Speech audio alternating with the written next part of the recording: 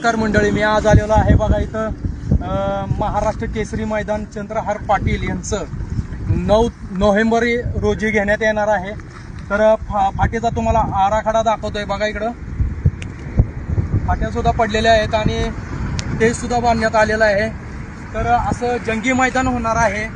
सर्वांनी उपस्थित राहायचं आहे, या मैदानाचा आनंद घ्यायचा आहे.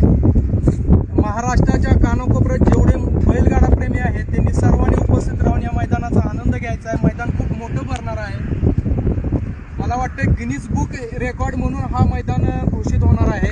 तरी संपूर्ण तुम्ही आढावा घेऊ शकता की इकडं हे ओपनचं मैदान इथं भरणार आहे, तिकडं आदतचं मैदान भरणार आहे, तिकडं श्वाईन पथकचं मैदान भरणार आहे.